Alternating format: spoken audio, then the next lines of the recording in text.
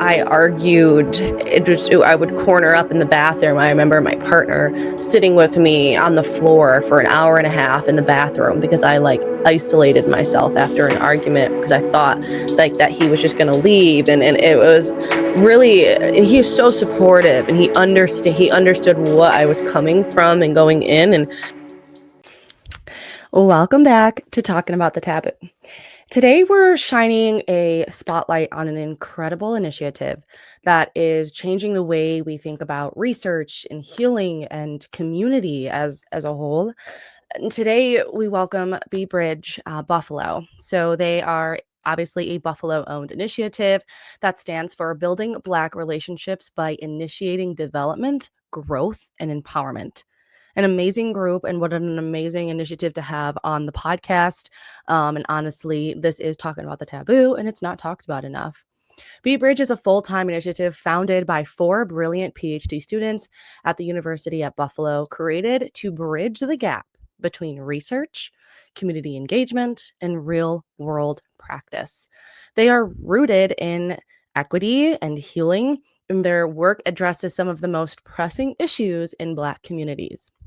For example, intimate partner violence, perinatal mental health, intergenerational trauma, absolutely something that needs to be talked about more, and teen dating violence.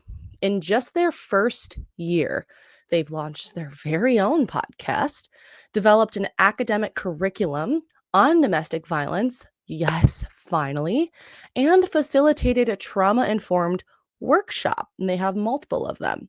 They have co-led a teen dating violence summit, hosted a community-wide event, multiple of them, and are currently conducting groundbreaking research. So they are changing the game with research, and they are looking around interpartner violence at a different light. Their impact, honestly, is already just undeniable.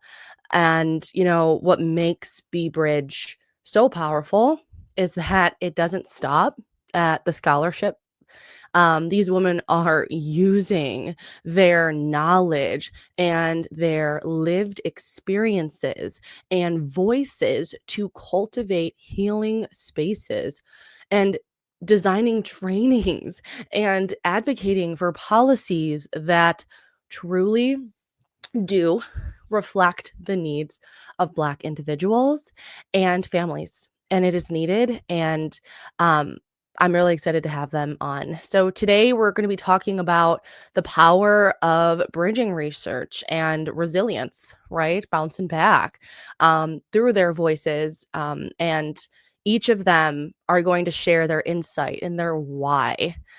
Each of my guests really do bring a unique perspective, and together as a initiative, as a group, and individually as a person, they're building something so extraordinary. A bridge between academic knowledge and lived experience, to me, just shows that this needs to be talked about. It's real world resilience. It's happening in real time.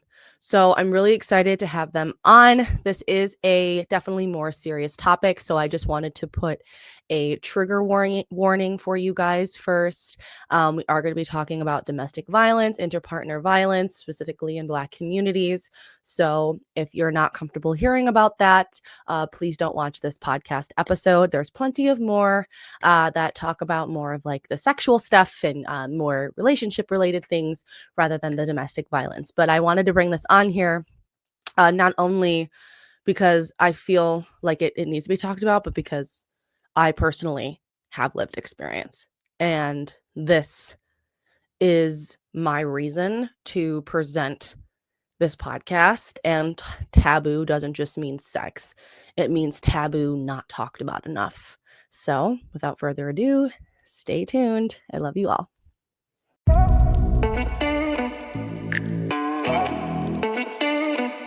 All right, so we are all here, and I'm so excited to have each of you individually and as a whole on the podcast. I feel like this was meant to be, and I feel like this has been a year in the making as well. So thank you all for all being here. Hello. Hello, thank you for having us. Yes, thank you Absolutely. for inviting us to this. I just wanted you all to introduce yourselves and, tell me about your personal why in this mission for B Bridge Buffalo. Okay, well, I can kick us off. But first, I will say that so we're called Bridge. I know that everybody pronounces it as B Bridge, but it is just straight Bridge. Perfect. All right. And then, okay, so I'm Jennifer Elliott, and I am a PhD candidate here at University of Buffalo School of Social Work. And my research interest overlaps with intimate partner violence um, within the Black community. More specifically, I focus on cultural responsiveness towards Black women survivors of intimate partner violence. And that came about my why as to why I was connected to that research interest is that I have a background in being a domestic violence advocate for a local nonprofit organization within the area. And from that experience, I would see, like a lack of cultural sensitivity to this population, also like a lack of awareness, lack of education, and some accessibility issues. And so, those noticing those gaps helped to fuel me to, continue my education to get here. And then working alongside these beautiful women we have formed a bridge where we can combine all of our research interests, which they'll get into their own individual interests in a minute. But yeah, that's my why as to why I came into Bridge because I really do focus on that cultural responsiveness piece from that experience as being a domestic violence advocate.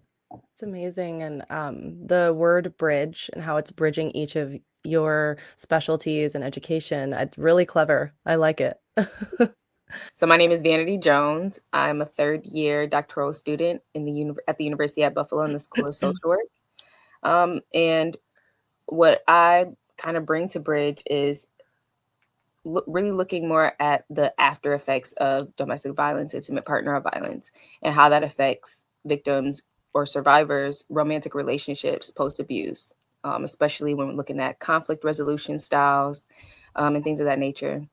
My main reason, my big why is just a lack of awareness. I was thinking about this when we got the question. Is just probably about 3, 4, 5 years ago. If you would have asked me if domestic violence is bad, if intimate partner violence is bad, right? I would, Mhm. yeah, absolutely. But then if you would have pointed out behaviors that make up intimate partner violence, that make up domestic violence, I'd have been like, oh, well, I don't know. In this case, this might make sense. In this case, this might make sense, and things like that.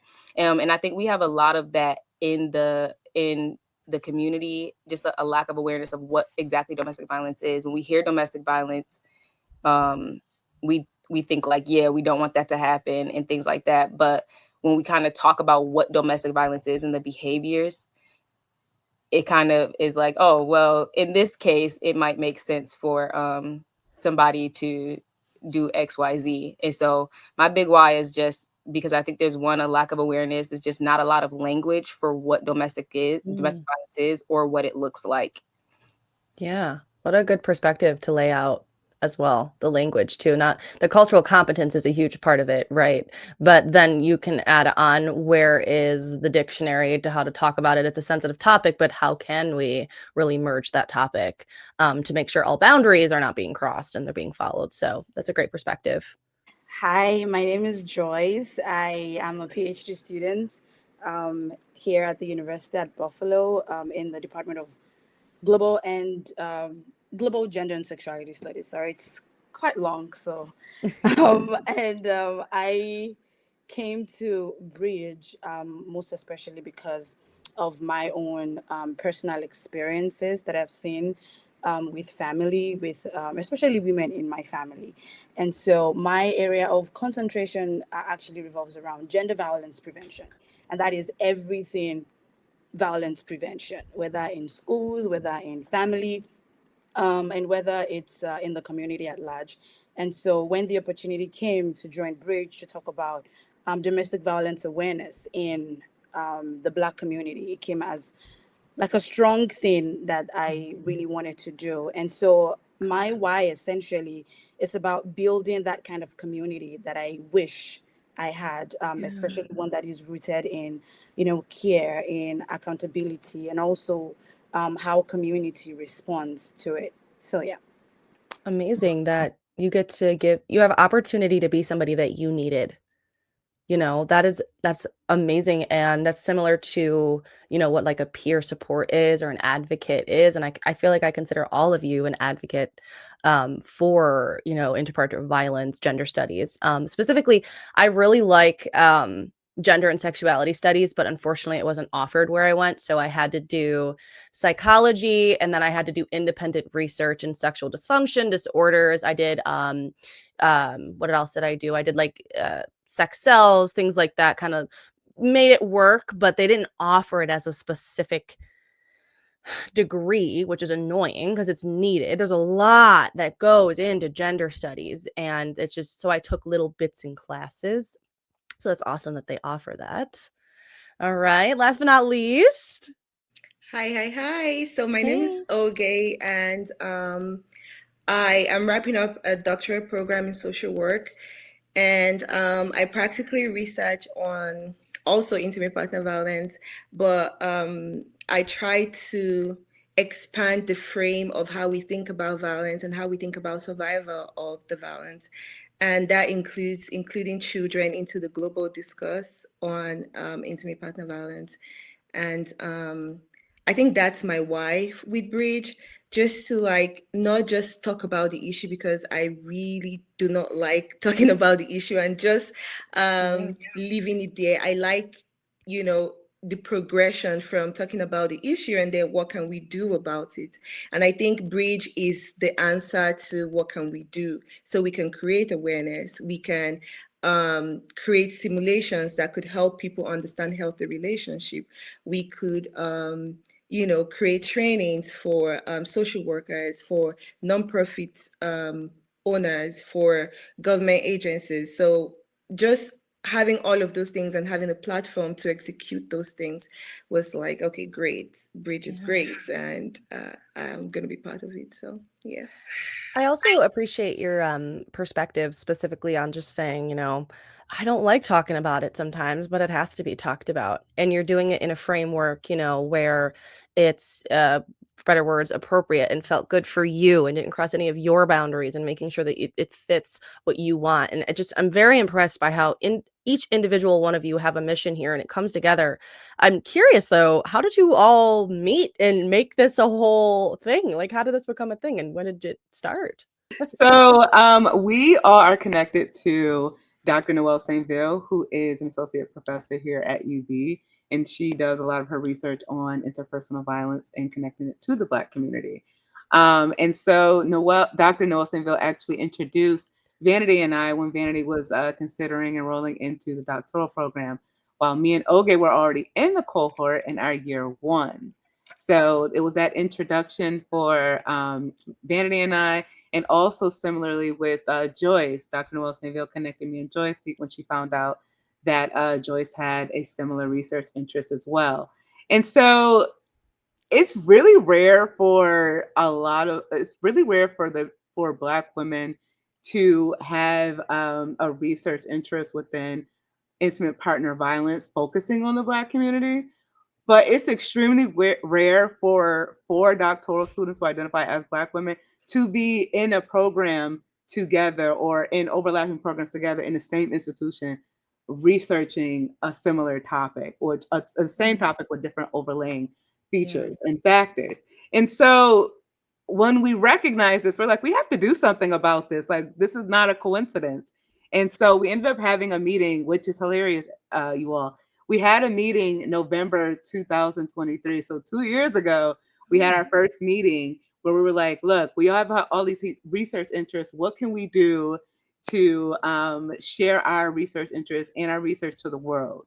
Yeah. Right. And so we brainstormed, we thought about our podcast, we thought about education, initiatives, community events. We brought in every aspect that we all enjoyed, all of our strengths, and we put them together and we end up launching Bridge that following summer, so August of 24.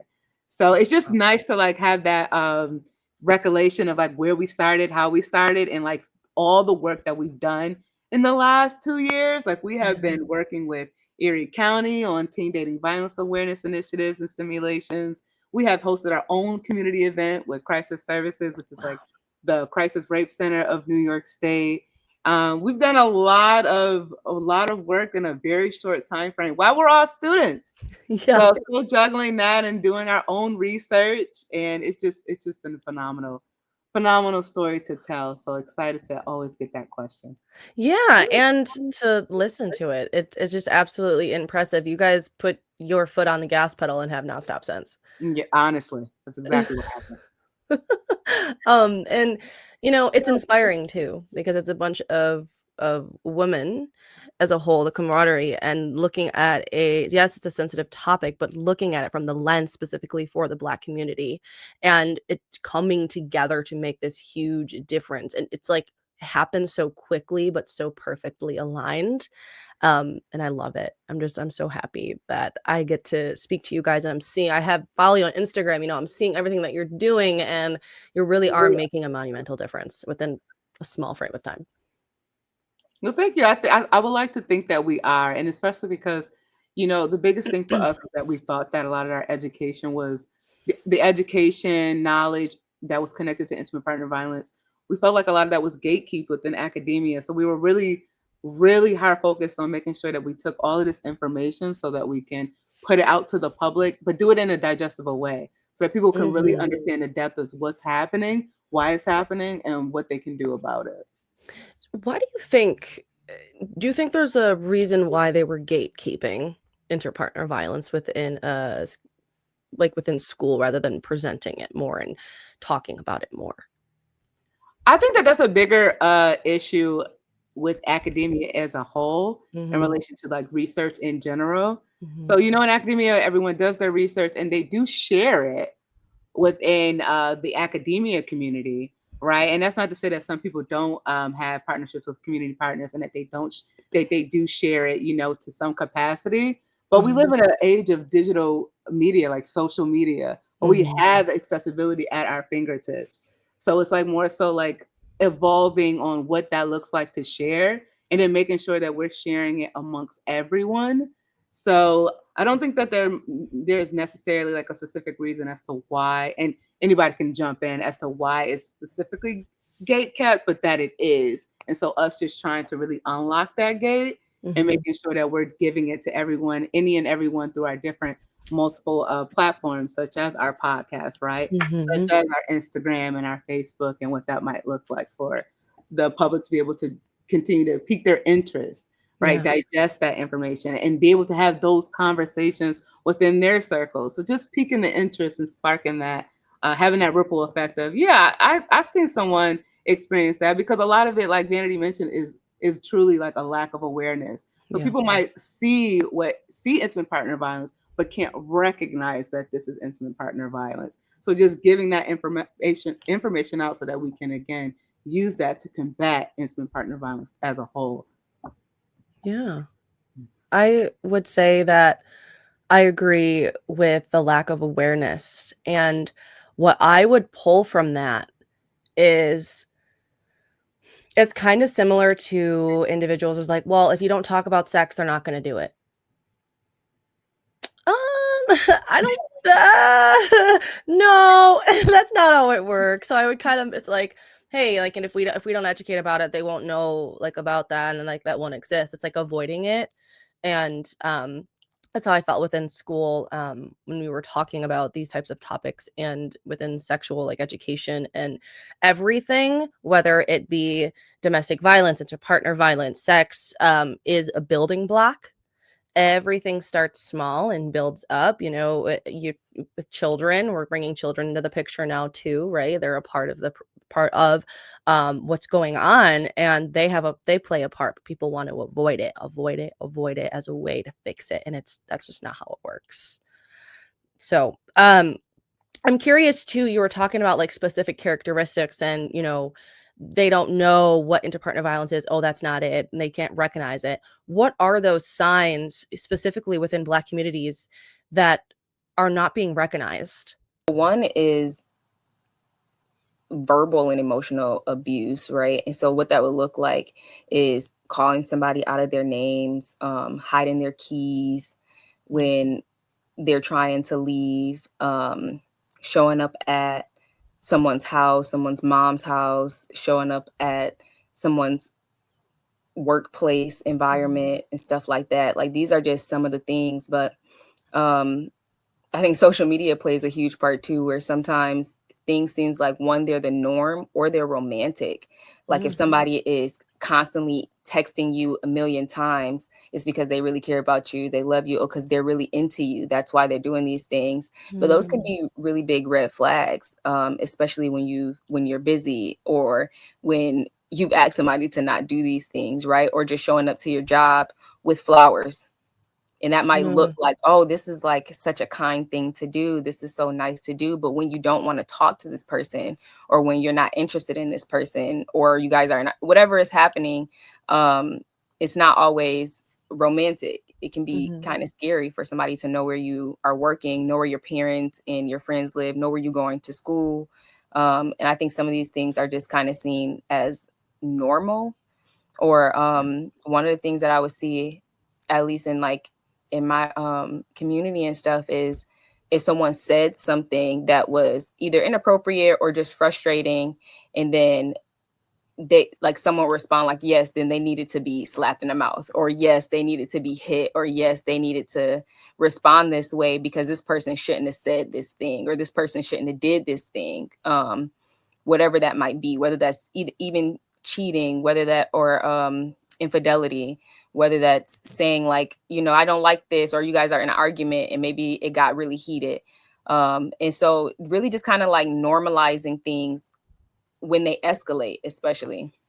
Yeah. Thank you for putting that perspective too. And you know what made me think about? When we were younger, and not for everybody, but for some people within grade school, they would always say if they're being mean to you, it's because they like you.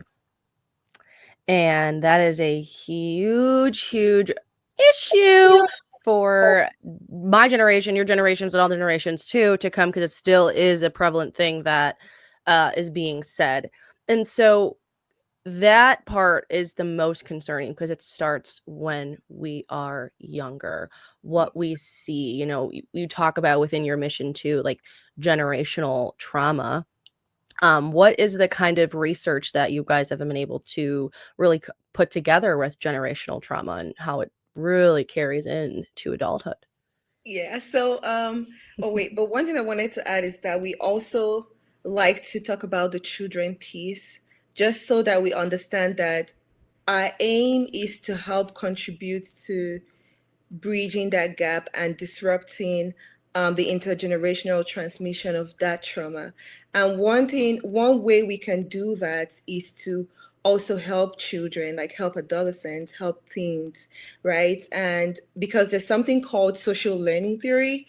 So, social learning theory is saying that there are tendencies that a child could learn from behavior. So they learn how to communicate, they learn how to resolve conflict, they learn how to love, they learn how to appreciate people, and they learn kindness from like what they see at home. So if they're constantly seeing unresolved conflict, constantly seeing, you know, commotions or chaos in the house or gaslighting, manipulation, they Yeah. tend to think those things are normal. And when they go out, they kind of replicate those behaviors both consciously and unconsciously.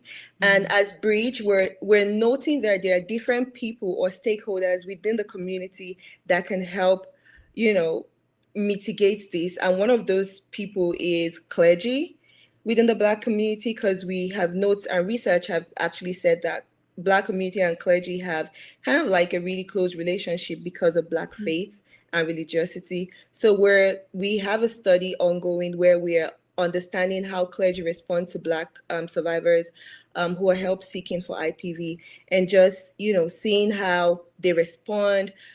Our aim is to help create intervention that could help Black clergies to better educate them on best responses, referral services, just to put all of those pieces together to give them better training.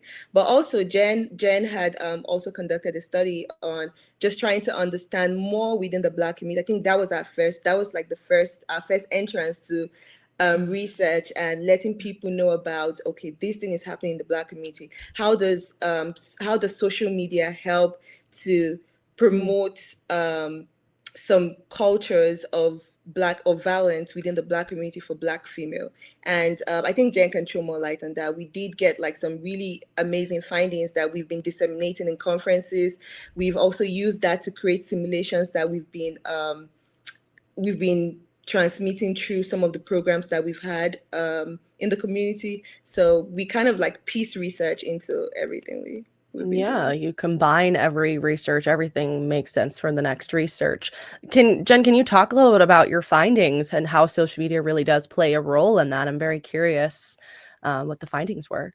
Yeah, of course. So what I did was I conducted a qualitative study for about 10 Black women who identified as being active on social media, because my interest was, does social media have an impact on Black women's perceptions of a Mm, relationship? I wanted to see if it had any effect yeah. on what they might perceive as a healthy or unhealthy relationship. And the Mm, findings did come back that it had a huge impact on on how they perceived relationships. A lot of mm, it tied into a lot of cultural factors, actually connected to the Black community. So stereotypes and stigmas such as the strong Black woman came up a lot. So depictions of Black women having to enroll into this narrative of, I have to be strong, I have to yeah, take any and everything, which we know has a historical precedent, right? Of yeah, Black women's resilience, but being turned against them to again be able to continue to endure any and everything, yeah. which resulted in being in unhealthy relationships because they should be able to handle it. Oh, wow. So, and in turn, it also would impact how they were being treated in relationships. You should be able to handle this form of abuse, right? Because you're Yeah, tough, you're strong. That also coincided with the angry Black woman yeah, stereotype. So, a yeah. lot of cultural factors we noticed came into play, but Mm, also like celebrity relationships. Those mhm. are being, like Vanity mentioned, romanticized.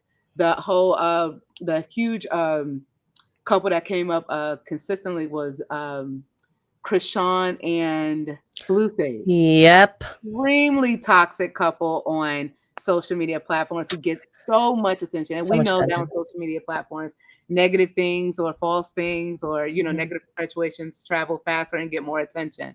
So they all Yep. mentioned that. They did mention how Mm. they were starting to become like a standard of relationships. So like Wow. toxicity in relationships was starting to be like, this is the standard of a relationship. Yep. So it just, and it then it ties all in again, like to just, they talked about media as well. They talked about film perpetrations of Black women in relationships and how that will be depicted on social media as Yep. well. Some of it wasn't all negative. Some of them did bring up positive examples, All right. such as Sierra and Russell Wilson, I believe. Okay. So they did bring up positive examples as well. All right. But they did say that regardless, social media did have a huge impact, and Hmm. there was more Mm. awareness of the negative relationships than there was acknowledgement of the positive relationships. So Yeah. it was a really good study. We did like Oge mentioned, aired on our first 3 episodes. We dived into it and getting really into those details. But yeah, it did come back that it was an extremely um, Yeah. huge factor, but that actually ties into bridge, because so recognizing that there wasn't that many positive reinforcement or education related to relationships on social media was another reason why bridge was so important, because we were putting ourselves on the platform Right. to add to, again, being a positive role model, because even Yes. with the positive relationships, we still wanted to emphasize that we don't know what's going on in these relationships. So you can't keep Yep. using couple with celebrity couples as a standard. You Yes. can pick and choose certain behaviors and customize them to what you need in your relationship. But we didn't want people to just take any type of relationship, and then, because we've seen that with Will Smith and Jada Pinkett Smith, right? And how they were seen as the ultimate Black couple, and when Mhm. things weren't going right, it was like, oh, Black love has failed. No, people are human. People can have relationships. But we Yes. wanted to establish that platform where these are the components. Build your own healthy relationship. and like merge it to what fits you best. And I like how you represented the fact that not all relationships are going to be hippy dandy perfect all of the time. It's a positive thing in my general lived experience and research to argue, right? Arguing is a skill. It's where you don't get it violent. It's us against the problem. It's not us against each other. And a lot of people don't see that. And if we're talking about social media and stereotypes here, have either of you watched Love is Blind? You have not. Okay. Well, just to give you a little bit of snippet, this is a big thing right now. So it's season 9, Love is Blind. Are you aware of the show? Like the exist? Okay. Yeah. So there's a couple, it's KB and Edmund.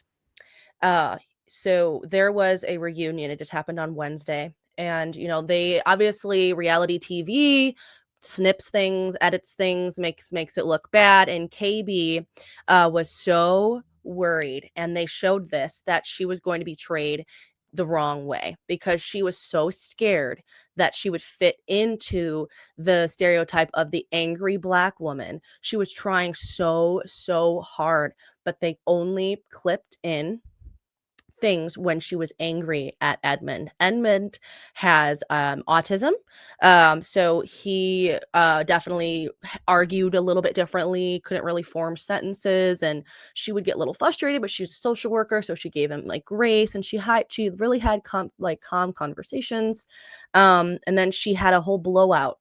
And that was a huge scene of him, like her, like swearing and doing whatever. And at the reunion, she was like, "You really put me in a predicament. Like, why did you guys do that? Like, you made me look like I was the angry Black woman, and that's not fair. I didn't want to fit into that stereotype." And this is reality TV. So just knowing that is still out there too. It's not even just like movies that are fictional. Like, this is like coming into real life, and it sucks because Love is Blind is really popular, and she really wanted to portray that, and she's like, "I'm working on myself, but like I didn't want to be that person." And it happens because it's how it's portrayed, it's how it's cut, and social media is so false reality in a way. And I feel like Bridge is bringing back a more realistic, logistical, researched background to it. Thank you. Yes, clack it, clack it. I love it. Yeah. So if you have a moment, it may be good of a podcast episode too. Just to watch back that reunion and how she really was so careful with her words. And it's like, why do you have to walk on eggshells to make sure you're not portraying something? Just be yourself. And it sucks. So it's worth a viewpoint for, especially with the research in regards to like social media, reality TV. Absolutely. Thank you for bringing it up. Yeah. I just wanted to add, because I think those kind of stereotypes bleed into relationships, and that's like one of the points that we want to make, is that it is not just random that we talk about Black community and just want to, we only care about Black people, and so that's the only reason why we talk about Black community. But these stereotypes, they bleed into those relationships. So when there are situations where there are two people and there is a Black woman in that relationship and she is the victim, a lot of times, like Jen said, she is that strong Black woman from the outside world is kind of in your mind, and you grow up with these ideas that you have to be quiet so that you're not being looked at as the angry Black woman. Everybody says something about the angry Black woman. You have to be strong, but at the same time, you still are supposed to be soft in a certain way. So all of these perceptions that Black women specifically have of themselves they're bringing these things also into the relationship. And so when you're meeting a partner who is abusive in any capacity, it's harder to get out of those relationships and just leave, as most people would say, because you either want to be seen strong, you don't want to be looked at as the angry Black woman. And even in those relationships where both people are Black, a lot of times Black women are kind of put on this not on a pedestal, but kind of put on display as, "Oh, well, she shouldn't have said XYZ," or, "Oh, well, then we shouldn't have did XYZ," or, "Maybe you shouldn't have said it this way. Maybe you could have said it like this a little better." But we're not talking about the person who was abusing this person. We're only talking about, again, these things that Black women are trying to avoid. You know what I mean? We're only talking about what this person should have did, rather than, how about we just don't abuse people? How about we kind of just look at that? So these perceptions of Black women are coming into the relationship. And then when survivors, when victims are trying to leave, it is also in that as well. So there's still these perceptions that you're trying to uphold in trying to leave the relationship and trying to Yeah. heal from it. And trying to make sure that you're leaving everything good, right? You're leaving on a level. And I'm glad you brought that up too, because there is that, again, the stereotype of, oh, you should have just left. And I'm intrigued to hear individually, from each one of you, how would you respond to somebody if they're like, "Oh, well, they should have just left. That's their problem." Like, how can you respond with a research background and with empathy and compassion within that answer? Because obviously that person is not educated, number one, may just be rude, but secondly, like, thirdly, they probably need some education. What I just wanted to say, which is backed up by research, is that leaving is the most dangerous period of Yeah. in a survivor's life generally, because I mean, when we talk about people leaving, people only think about it in terms of physically walking away from abusive relationships, but of course leaving is more than that. And when you're just talking about people leaving, what are the steps in place? What are the strategies for their safe leaving in court? Yeah. For someone, a survivor who is heavily dependent on the spouse, and you just say, "Why don't you leave?" How do they? What are the things out there for them to rely on? How are they safe from this person? Because Mhm. most times when we hear issues of survivors being killed or murdered in the news is sometimes because they have left a partner and then maybe the partner is retaliating and going after them. How do you keep them safe in that period where they're leaving? So leaving is not like most of them have actually left mentally, but Right. then that physical leaving requires strength, it requires safe strategies, requires safe spaces, requires safe planning from advocates and people who run shelters and whatnot. And so leaving is just not easy, like people portray it to be. Assume. Yeah. Yeah. Yeah, that's an important perspective. I'm interested to hear everybody's kind of perspectives on that too as a whole, just because I feel like you guys are going to workshops and constantly around individuals who may just not have that competence in order to be able to know that it takes strength and it's a very unsafe situation to just leave. I would say, I think as service providers, rather than asking like, why didn't this person leave or why can't they leave? I think the best question, or probably like an appropriate question to ask, is what structural or emotional and safety barriers are like making it difficult for this person to recognize that they are in a violent situation, and also recognize that the appropriate thing for them to do at that time is to prioritize their own safety. So when we reframe how we ask the question, we tend to like Mm, understand all of the intersectional or systemic issues that could be compounding to keep that person in that spot. So first, I would tell the person reframe, expand your view of how you think about survivors and how you think about survivor leaving, because just as mhm. Joyce said, the decision to leave is not just one single Yeah. decision. It is a process, right? It is not just one event. It is a process, a sequence of events. And like Joyce also said, has said that I think 7 times a survivor could leave, about 7 times, Yep. and still come back. I don't know how to put it, but like they there's a tendency to leave at least 7 times before that one final decision to leave. So leave and return, leave and return. So the fact that someone even leaves doesn't mean that they're finally free, right? What are the system in place? And in positions where there are kids in those families, now if the woman is the survivor, she now has to also think about the children. So what's going to happen to the kids? And most times that's like one of the reasons Black women remain in relationship. I don't want to, there's already a stereotype attached to the community having like, okay, single moms, or single parents. So it's like, okay, I need to be here so I don't go out and become part of those stereotypes.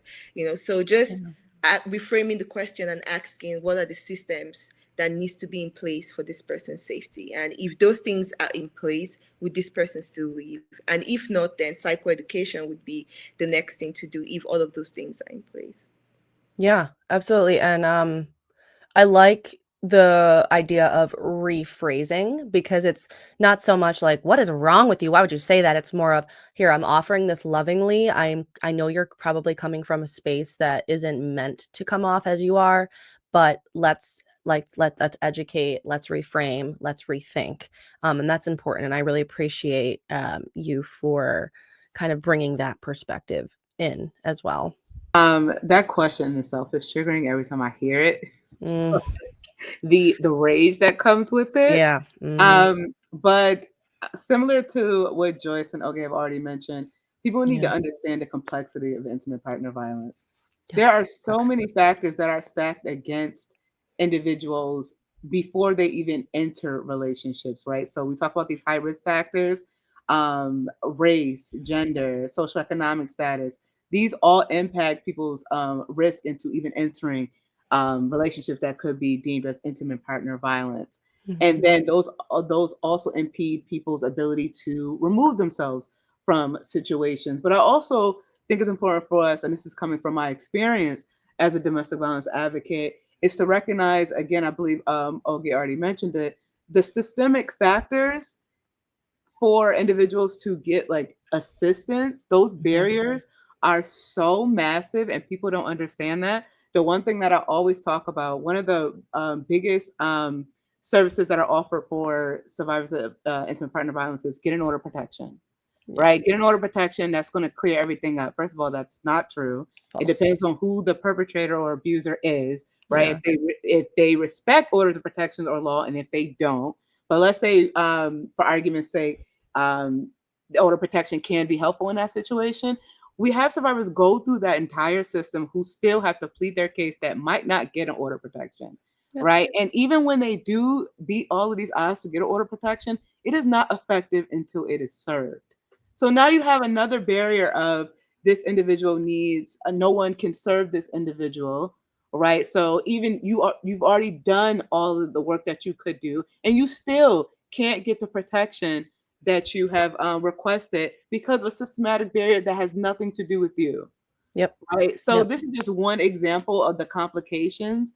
Again, talking about systemic barriers, we already talked about those cultural barriers and having to arise from those cultural stigmas, Yeah. and to even go seek services because we know that those cultural barriers and stigmas impact help seeking, right? So even to Mhm. rise above that, you still have systemic barriers, Yep. right? And we have to acknowledge those. And we still, Yes. and survivors go through systemic barriers Yep. every day. So it's just like it's a lot harder than what it seems. And also, people assume that survivors who are in those situations have not attempted to leave.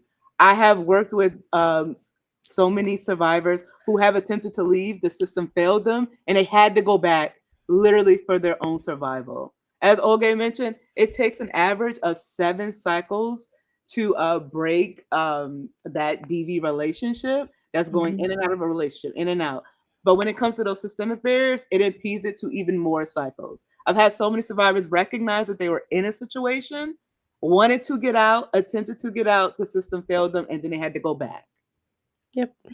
And I think Vanity, you kind of brought up the topic of, the conversation of, oh, you should just leave. And you had mentioned like those systematic barriers too.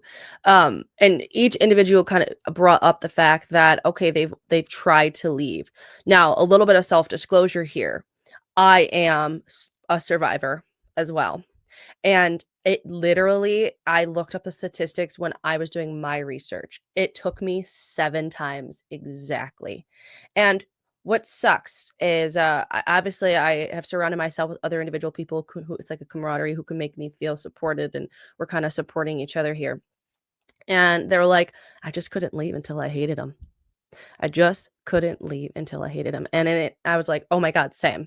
And, it sucks because you can stay for love, you could stay for safety. And God forbid you rely on them for health or they like take care of you. Maybe you are disabled, right? And you literally cannot leave. And that puts in a whole nother predicament. But, what specifically isn't talked about is interpartner violence with men.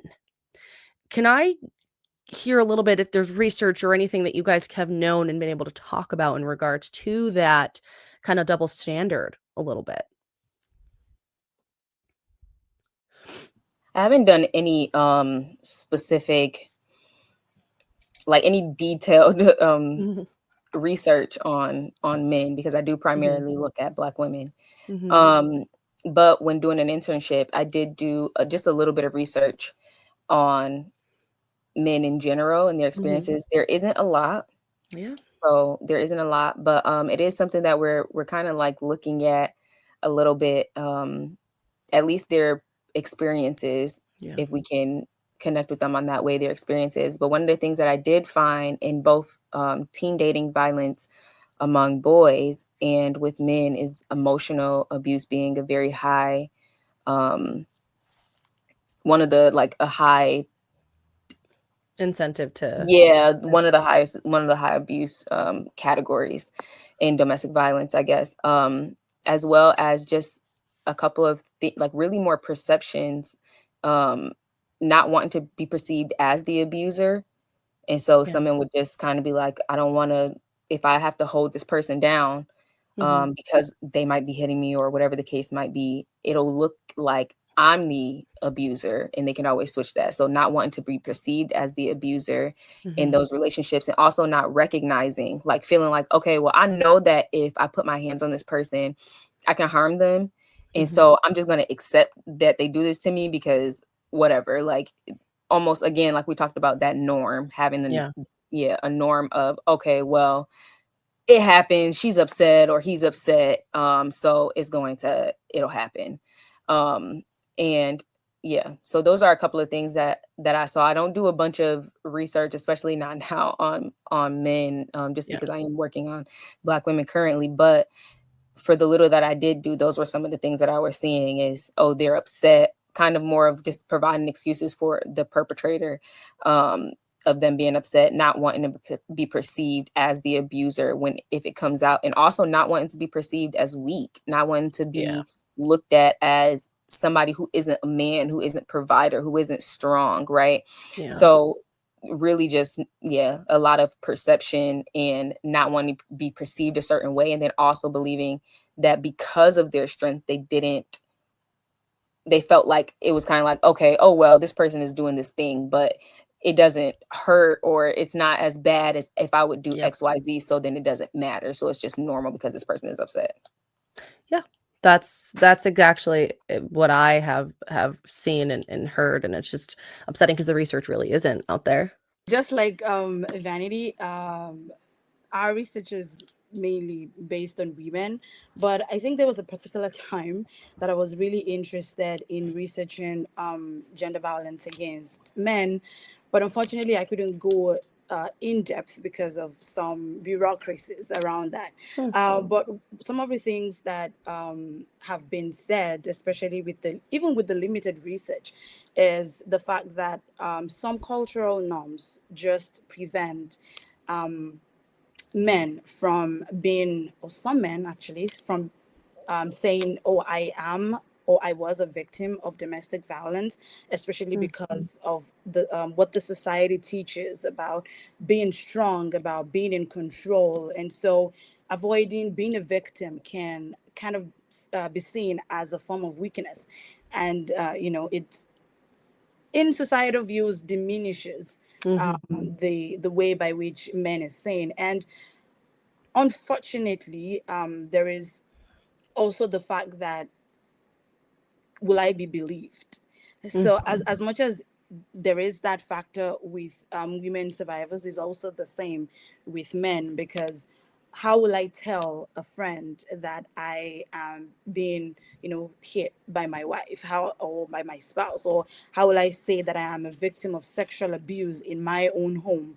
And so it's, and then it's something that people can actually laugh about, like how can a man even be abused in the first place? And so reasons like this make men not come up to say, oh, I am or I was a victim of abuse. And also I know that more, I don't know if this is correct, but I think some shelters and legal system is kind of designed to help women survivors. Yeah. And so if this space is made more open for men to be able to, I mean, also seek the help that they need, I think we would have more and more reports from, I think, from men. Yeah. Yeah.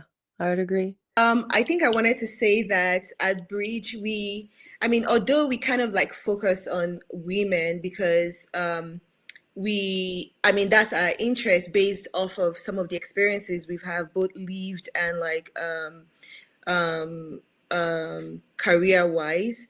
However, we still understand that intimate partner violence has no gender, especially when it Yeah. comes to survivor. Like, survivor does not have a static gender to it. So, we do understand that. That's why when we're providing services, we also ensure that we're encompassing families into like some of our simulations, some of our trainings. I did create a community-based intervention for Black families called Intentionality, and the intervention aims to like help Black families understand communication, understand healthy and non-healthy traits, just so that we could continue to build families that love each other in the respectful and healthy way. But just in Black men in general, I think there are quite a number of research on Black men across not just in the US, but like Black men, sorry, men in general, not just Black men. But also, I think I listened to a research based podcast that talk about how Black men face additional barriers to whatever thing they face. And that means the intersection of racism, and then there's gender as well. And then there's a stereotype that their tendencies that they're already being criminalized based Mhm. on appearance, or even past experiences, or past experiences. And with that, there's a fear of the consequences that comes with speaking out, so they choose silence instead. Just like Joyce said, would I be believed that this has happened to me? And even within the Black community as well, there is and also just men in general, there's the strong masculinity narrative that could potentially keep men from speaking out about abuse. But regardless, we do encourage family healthy relationship, and although we're not specifically researching about men, we understand that it is not a fight against gender, but it is like a fight for us to have healthy Black community, healthy Black love, and in doing so, we're incorporating everyone. Everyone. Yeah, I feel like it's kind of already it's implied, right? But it's important to mention and talk about it and set the awareness of it. And you were talking about trainings. I really am curious on how and what curated trainings and educational resources you guys have been able to implement and where they have been implemented. Maybe just to go off of what Oge said and linking it to the training, I Yeah. think I know actually all the things that we talk about are on building healthy relationships, and that's why we go into like schools to talk to students. We talk to during the teen dating violence with the Commission with the Status of Women. We talk to teens, inclusive of all genders, and Mhm. even our simulation that we give in classes to students is not only based off of gender. It's like we talk to everybody because we know that violence exists in, I mean, every gender's lives. And so Yeah. sometimes we have like one of the co-founders come to our classes to talk. For instance, Vanity has been in my class to talk to my Oh. students about healthy relationships and dating violence. And so Mhm. all of this, and I know anybody can also add to that, but it's just to say that our trainings are not targeted at a particular gender. It cuts across. Yeah. Yeah. Yeah. So, okay, no, Jen, go ahead. I'll go after you. You sure? Okay, you can go. Okay, I just wanted to add on to that. So yeah, we do. We have surprisingly, we've gotten a lot of requests to go into Amazing. working with the younger population for Yes. trainings, and that's something we did not anticipate. So, like Joyce mentioned, we have been to a lot of schools. to just have an open dialogue on what relationships look like, what they like, what are healthy relationships, things of that nature.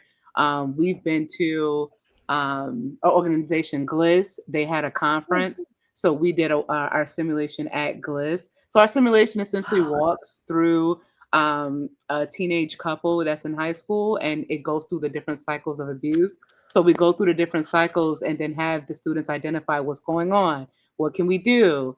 Like, what would you Yes. do in this situation? And we walk them through it. And we developed that ourselves. So we were really excited to be Heck able yeah. to have the opportunity to create it, but then also to really have it Present it. evolve within the different communities that we've been in. So we have done that at different within different institutions. We had a community event that kind of served. It wasn't a formal training, but again, it did provide a lot of educational information related to the different aspects of intimate partner violence, what that looks like, systemic factors, our current political administration, how that might be impacting some of those systemic barriers and things of that Yeah. nature. But I will say that in doing a lot of research in relation to trainings, there is not a cohesive intimate partner violence training nationwide. And that's something that Bridge is adamant about developing. We Yeah. have looked, we have done the research. There is not one single comprehensive intimate partner violence training for service providers, which makes us, very weary because, again, going back to me and my experience of being a domestic violence advocate, I did not get a formal training. Nope. I did not get a formal, this is what DV is. It was more so word of mouth, working with my coworkers. Hmm. Grateful that I had such, wise and experienced coworkers, but a lot of that experience came from them being survivors, Yeah. right? And so in developing in working and developing a training, we understand the lack of awareness and accessibility for service providers to get said trainings. So that's definitely something that Bridge is again working on to be able to provide globally. You see that, Yeah. girl? Okay, I added globally. Yeah. I'm surprised that um how much I'm disappointed more so how much interpartner violence does play a role in adolescence. It's wow. I mean, because for example, I work with children and I had, children come up to me telling me that they're in a polyamorous relationship. I've had, children talking about how, they've had a situation with their partner where it was violent. And I'm like, oh my God, you don't have any education, no knowledge. Where are you learning this from? Do you have support? And that's kind of where, advocates and peers and Bridge comes in. Do you go in like an auditorium or is it in health classes and things like that? What is the kind of process there? We kind of go everywhere we're invited to, honestly, because the mission is to create awareness. So Right. we've gone to organizations themselves, like to go into their institutions or their rooms to speak to their. I think we went to Urban League tries or something in one of their after school program. So we've been there. We've also Wow. attended conferences where we spoke in the conference. Yeah. Some conferences where they were just young adolescents, and also conferences where they were, service providers. So we've also gone into monthly meetings of coalitions of domestic violence advocates or domestic violence service providers. We've gone to monthly meetings to create awareness about Bridge. We honestly we've been to we go to events, rallies within the communities, and then just like speak to people and just continue creating awareness. So really it's not Everywhere. about the location. It's Yeah. like, okay, there's an opportunity for us to pass an awareness, and yeah, Yeah. we kind of like show up. Yeah. Yeah, you walk across bridges every day. To new thanks. To new things, new opportunities, for your mission, but also for others. And I'm curious too to see, how since you've implemented this and walked across those bridges, what shifts in this community and Buffalo as a whole or globally, hee hee, have you been able to see? Well, just knowing that people are learning Yeah. is, I think it's a great thing, especially with what Oge said about the Urban League. The Mhm. dynamic changes when before the simulation and then after. because when you ask them questions about what were your experience before and after the training, you see that there is a huge shift because we do post training surveys. Mhm. The dynamic shifts, like the education, the knowledge base shifts from Yeah. when we begin and when we end. And I think that's a great encouragement and a great motivation for us to do more. And like you said earlier about adolescents coming to you to ask questions, I think that some people might assume that, oh, you're still young, you don't have to be in a relationship, you know, and that's why maybe sometimes the conversations are not being heard. Because I know growing up, my parents told me you don't have a relationship until you're out of college. And I Mhm. started my relationship in my first semester of college. And so if I did not learn earlier Yeah. about all of these things, which of course there is no formal teaching Right. about healthy relationship or even sex education, like you said Yep. earlier, it's like if I talk to them about sex, then it's like I'm encouraging them to have sex. No, so it's good that adolescents are being exposed to this Mhm. kinds of conversations, Mhm. and I think it's also important to know that they're also learning and taking one thing away from it. And like I said earlier, it's an encouragement and a motivation for us to continue. And I think when we started, we didn't even think about, even though Vanity's area of interest is on teens. And I remember the first event that we had with crisis services, and someone asked us that question. It was like, okay, maybe we have to incorporate it. Mm. But ever since then, we know that it's been thriving, especially Yeah. with adolescents. It's amazing to see that, and it is a valid, I'm glad that you agree with me on that essence of, just because we're talking about it doesn't mean we're promoting it to happen. We're helping it. We're giving safeguards. I'm always like very hyped when we talk about IPV and then we include children because I'm like, yes, we're finally doing this. We're adding them into the discourse. Yeah. But, I think that's a good question, Natalie, to like, just because when you talk about training and then we kind of like brag about having to create things and also, you know, um, disseminate those trainings we're creating, there's always a question of evaluation, right?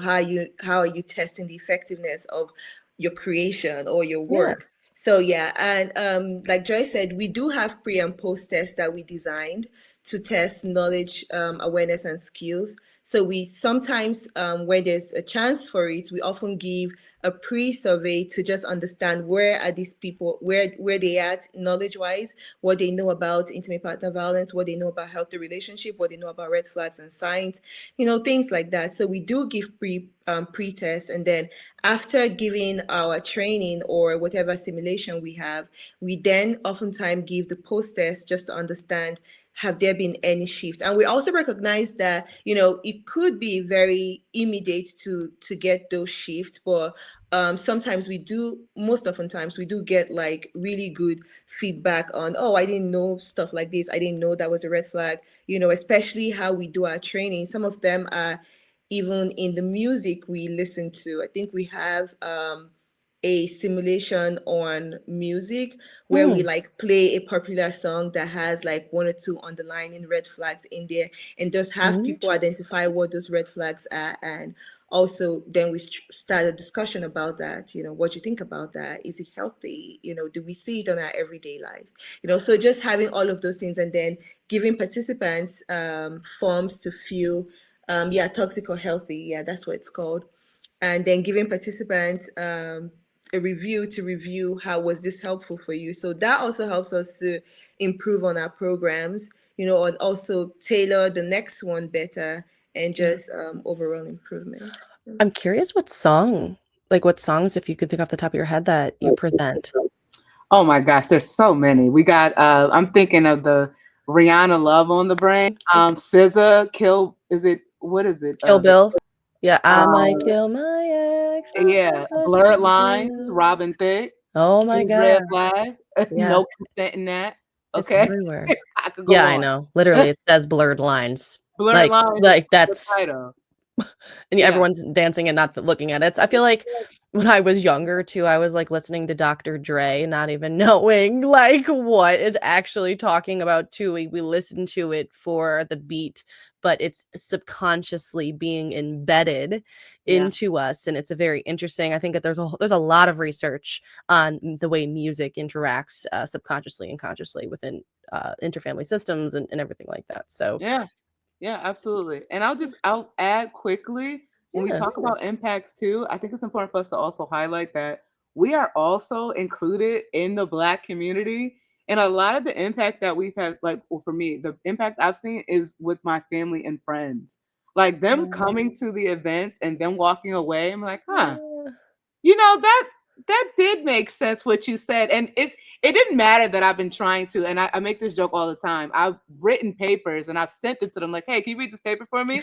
And no one will read it. They all be like, oh yeah, we'll read it, but no one will read it. But when we had our podcast launch and like Mhm. just having the podcast episodes, they listened to it and they will Mm. call me and say, hey, that's interesting. And I thought about when I was in this situation, and I'm like, oh, okay, well, the 5 papers that I sent you, whatever. But this podcast episode, that's what like made the light go on. So I think a lot of it too is about us just planting the seed of curiosity Mhm. for people to be recognized, or even just have the curiosity of being like, hey, what type of relationship am I in? Yeah. Maybe I should explore that a little bit more. What are the factors of a healthy relationship or an unhealthy relationship, right? And so Yeah. one of the things that Bridge does is we open that dialogue, Mhm. like one of those, as you would say, a taboo, right? Yeah. So open the dialogue to this taboo of like, this can be what a healthy relationship looks like. This is what an unhealthy relationship looks like. But what is the Yeah. healthy relationship you want for yourself? How Self. can we build that up? Vanna, do you have something to say? Yeah, I was just gonna say, I appreciate you bringing that up because that's what I was thinking about. Is just how my friends and my family, it's starting to. I would say they probably be like, "Oh, it's always about domestic violence. So I was talking to partner violence," and so yeah, just spreading that awareness has also impacted like my family and my friends. People are starting to, instead of making these crazy statements of what somebody should do or shouldn't do, or how somebody should respond, or what kind of relationship somebody should be in or shouldn't be in, they're starting to ask questions now about, well, would this look like domestic violence? I had one of my siblings ask me, well, do you think men experience Mm. domestic violence? And so we had like a full long conversation about these things. And even when there's pushback, because they're family and friends, we can have those longer conversations. We can talk about those things. We can kind of get to the root of why you even are thinking this way. And so it really Yeah. opens up these conversations to not always change minds necessarily, but to even start to think like, well, something isn't right here. And I don't really know what to put this. I don't know where to put this. I don't know what to do with this thing that I feel like isn't right. So we give Yeah. language to those things. And then we kind of talk about um, how to kind of hash these things out that we're thinking, that we're seeing, that we are doing, right? And I see that a lot in my friends and in my family, is they really start to ask me questions more. They'll just call me and ask me this thing, or they'll be on social Wow. media and they'll send me something and be Amazing. like, oh, is this domestic violence, or is this, or I would have never considered this, what do you think? And so really it has been really encouraging to see that just in my own kind of community with my friends and my family, and having them ask questions and kind of reframe the way that they think about domestic violence and healthy relationships. It honestly is like blowing on a dandelion and watching all of the seeds, lay out. And honestly, I think the best opportunity for you is just to make a song. You guys can make a song and call it Bridge. And then you can be like walking across the bridges or something. I don't know. Something where you know how to get into their world in multiple different ways and generationally. And it's amazing to see. It's amazing to continue to see. And before we kind of end this podcast, I really want to ask everyone individually, what is what do you really want to send someone, right, who is listening, who might feel alone or unsure, or is a family member who is trying to support and help their friend get out of, or support them to, educate themselves on into partner violence? Just trust your instincts. You might not recognize it, but you can feel it. If Yeah. something feels off, Mhm. investigate it. Mm. So you can call hotlines and say that you are not an actual survivor, but that you are aware of a survivor in a situation and want to get assistance and education on how to help. And they will give you resources and information on how to conduct a safety plan for you and that individual if needed. So there are resources for you. Trust your instincts. That would be my my short takeaways. I'll just link my final words to a question that Natalie asked earlier about subtle ways that people experience violence and they don't know. And I think one of it is sexual violence, even in Yeah. intimate relationships.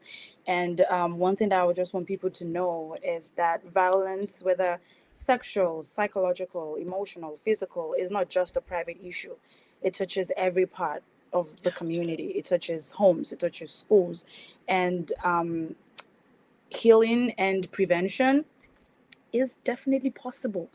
Like, Yeah. I think that's one thing people should really know. It is possible to prevent violence, and that is knowing, like Jen said, trusting your instinct to know that okay, something is not right. And for people who have experienced harm, it is not their fault. I know we hear this like every time, but it is truly not their fault. And everyone deserves that love, that security, that peace in their relationships. And for people who have not experienced it personally, our responsibility, like what we do with Bridge, is that we should speak up when we Yeah. see something, say something. Listen to when people share their stories. Believe survivors. I think that's like the fundamental rule that we are taught in violence prevention. Believe survivors. And from the aspect of, I know Oge might touch more on that, but from the aspect of children, from adolescents, is teaching them early, teaching this young generation early, so that when they see it, like Jen said, they can trust their instinct and Yeah. know that something is definitely wrong. Yeah, I would say one last word would be first off, we have resources on our Bridge podcast. So if there's someone who is wondering about, what IPV is about, what are these guys talking about, or I want to know more about this thing, we do have lots of, I think, up to 3 seasons and 10 Woo. episodes of Awesome. IPV related discussion. But also, just to say that if there is one person out there who is telling him or herself that I am, or they self, that I am being in this relationship, or I'm being in this unhealthy relationship because I want to keep the peace for the kids. I would like to say that being in an abusive relationship for the sake of children does not help the children at all. No. So I wouldn't categorically tell you what to do, but like being in a chaotic environment doesn't help the children. So Yeah. Absolutely. I would say that I'm going to speak to both those who are in relationships and then those who are also out of the relationship and maybe trying to heal through other healthy relationships as well. One is that you're not alone. I think a lot of times when women are in those domestic violence situations, sometimes they don't, or victims in general, sometimes they don't know that they're in that relationship because it's kind of piece by piece, right? So like echoing what everyone said is knowing your instincts, but also knowing that you're not alone. You're not the only person that has gone through that or is going through that. And it doesn't make you any less of a person or any less intelligent also for being in a relationship like that. A lot of victims they love, and that's just the reality of that. And sometimes what somebody else does doesn't mean that you shouldn't love, right? Or that you shouldn't be able to access love anymore, or you shouldn't be able to have healthy love, or you won't be able to have healthy love again because of those experiences. So just knowing that you're not alone, trust your instincts, and there are resources out there, whether that be online, social media through Bridge, and just practical resources in your community. I will also say that for people who are really trying to get into healthy relationships and are having a difficult time because of their experiences, you are not alone. Once again, you're not the only person that is going through that. You're not by yourself going through that. And so definitely finding community where you could express those emotions. Healthy relationships are still hard. period. They're Mhm. hard. They're not hard in It the worked. aspect. Yes, they're work, like going through learning how to go through conflict Yeah. after experiencing the extreme measures of Ooh, conflict yes. is it can be difficult. And so just having grace for yourself in those relationships and being willing and open to learn different coping skills when you're in those relationships. And to those who are working with and being around, or family members and friends who are speaking to those who are going through domestic violence, intimate partner violence, to have grace for them. I know that when you have a friend or a family member, if you've ever been in a situation like that, you want to grab them out. You Yeah. want to get them out, period. You don't hear nothing else. I said, don't go back there. Right. Right. But you can't control that person. And so as difficult as that is, definitely reach into resources so that you can fill your cup, or at least get it halfway there. So when that person is coming, you can have something in your cup that's sustaining yourself. It's so much outside of just us that is happening to. So knowing that, and then providing grace and not any judgment. I really want to just emphasize, and no judgment. I hear a lot of, well, I would never be in that situation, or, well, now I don't know what that's like because XYZ, and just really kind of sitting on your tongue a little bit when you're starting to feel some of those comments coming up. And yeah, really just providing that grace and that space for them to kind of go through what they're going through, because it's already Yep. difficult, and it's difficult to leave. I agree with you. It's the grow through what you go through. And I appreciate your perspectives on, not judging, and, that person who is like, what, then just leave, or a family member watching them, because I do. And also the learning how to have conflict in a new healthy relationship, experiencing that now with myself. In the beginning, I noticed the way I argued. I would corner up in the bathroom. I remember my partner sitting with me on the floor for an hour and a half in the bathroom, because I like isolated myself after an argument, because I thought like that he was just going to leave. And it was really, and he was so supportive, and he understood what I was coming from and going in. And, after things kind of got better, he sat with me and was like, can you talk to me, like, what made you go into the bathroom, like, just like hide away? And so we really talked about it. And so that's super important. It is literally something you have to work through, and you can't just ignore it and hop into another relationship and expect it to be all handy dandy, and thank you for mentioning that.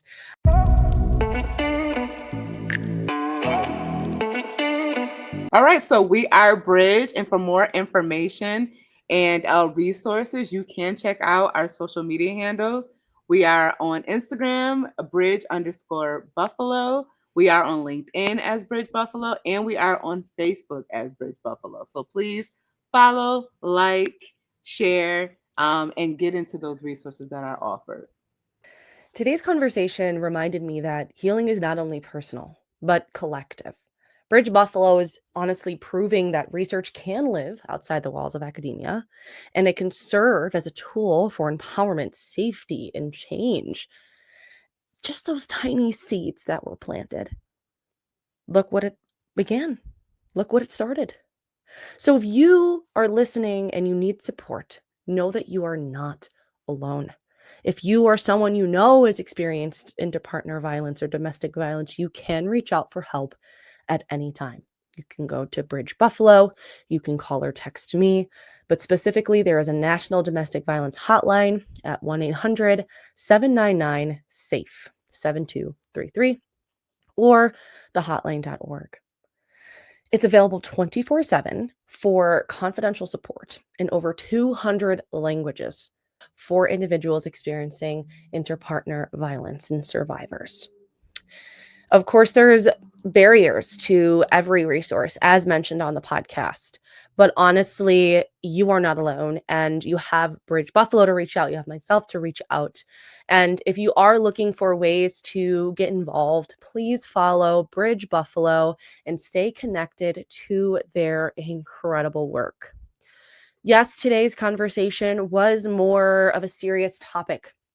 And even, they had mentioned that they don't sometimes like to talk about it, but it needs to be talked about. It's not a want, it's a need. And I appreciated all of their perspectives on it. And I want to bring to the table that we pay attention to things, all, meaning myself and Bridge, that others maybe just push past. And that is what this podcast is for, to open up the door and play on words here, to cross bridges that others are too scared or unwilling or unable to cross at the time. We carry them across that bridge. We bring them to safety. We bring them into empowerment. We bring them through the boards of resilience. So thank you all for listening today. And with lots and lots of lube, remember, communicate. Mwah.